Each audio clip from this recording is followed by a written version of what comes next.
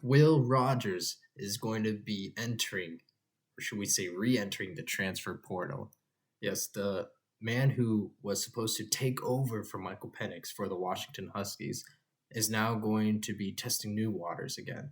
And this move comes, of course, knowing that Kaelin DeBoer is going to be the next coach of Alabama, taking over for Nick Saban down there. And with the new rules and being able to immediately be eligible to play once you transfer, this move shouldn't be surprising, considering that the reason why most players go to any school if they're choosing. Sure, they may, their parents may have been alum or played for the school. It may be in the area. Everyone wants to be on TV, but the main thing that sells players on coming to any program, any school, is that relationship and connection with either the head coach or someone else on the coaching staff, mainly a position coach. So it doesn't surprise me and shouldn't surprise anyone that once Kaelin DeBoer left to go to Alabama, that other players would want to not leave for greener pastures. I don't think that's the right word for it, but see if there's any other interest out there, and see if there is a better fit, if there's another school, another opportunity where they're willing to take a chance on them. So, and Kaelin DeBoer is someone who really hasn't been in this level of the coaching scene and has kind of had a very fast rise in the coaching scene for this level. What was it? In 2020, he was at Fresno State. He then comes to Washington, makes them a national contender in 2 years, and now he's been tapped to lead Alabama. So for sure, this is someone that has a great relationship with his players and someone that can get the best out of the talent that he's given. And for him to now leave and to go to Alabama, this has opened the door for not only Kaelin DeBoer. This has opened the door not only for Will Rogers to go, but I see here, this is from Pete Nakos from On3 Sports, already Trey Watson, the tight end, has also entered the transfer portal. So what will this mean for Washington? I think you have to consider the fact that Mack Austin could very well be the 2024 coach, could very well be the 2024 quarterback for the Washington Huskies as they enter in the new era of the Big Ten, a Big Ten that now stretches from the East Coast to the West Coast.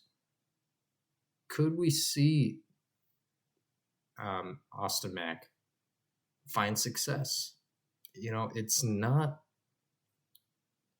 not a terrible schedule for the Washington Huskies, but I would say it's not forgiving either. I only say it's not terrible because they don't play also Ohio State and Wisconsin, but they still face the West Coast teams, and they still have Michigan on their schedule. And say what you will about Iowa, but Iowa will be returning some key starters on defense. So they do also face Iowa. And if we're looking at that schedule toward the end, they face a nice gauntlet of USC, Penn State, UCLA, and Oregon. Now, how will UCLA be? Will they be able to bounce back? That's to be determined. But I mean, USC will probably still always be a shootout game under Lincoln Riley. Penn State, that's going to be really tough. And then Oregon, I think, is the best team to come from the Pac-12 into the Big Ten. And then if you see right in the middle there, they have Michigan right there on their schedule. And their start is forgiving enough, facing a Weber State, and in Eastern Michigan, and then Washington State, that Washington rivalry. But could he be the one that comes out and really helps this team? Now, you have to remember, Austin Mack, he reclassified and came to the Washington campus a year early. So for anyone that's evaluating him that may be down on him, he hasn't played. He did not play his senior year of football, and so the most tape that we have is of his junior year. And just watching that, he does seem to have a really good fundamental footwork, but also a maturity and a good presence about him in the pocket for his age. He does seem to me like someone that would rather negotiate the pocket and look for, take the time, go through his progressions, and look for his receivers downfield. So I say all that to mean, is losing Will Rogers ideal for the Washington Huskies? Of course not. But considering what may or may not come, we have no idea at this point who the Washington Huskies will look to hire.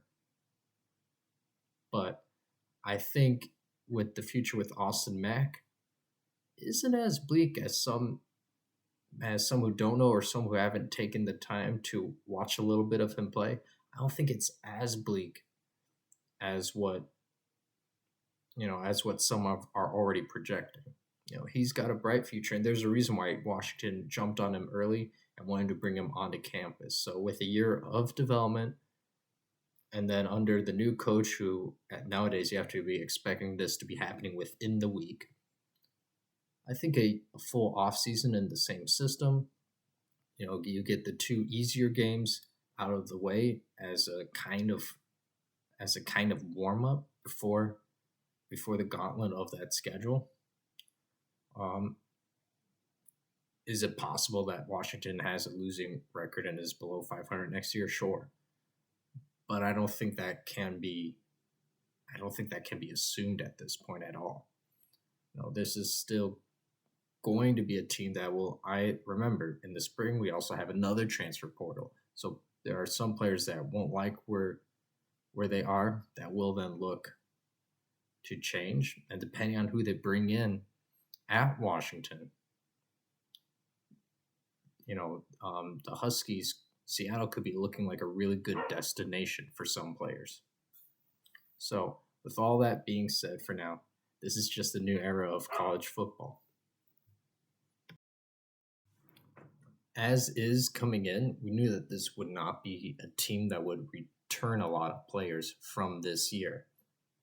But we don't know yet who the pieces are that are going to move, that are going to be brought in, that could still potentially help out this roster.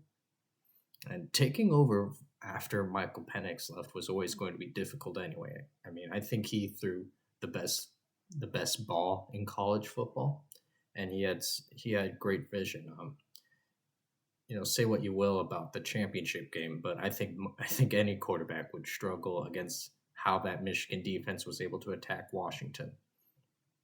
And so I don't think you can hold that against him.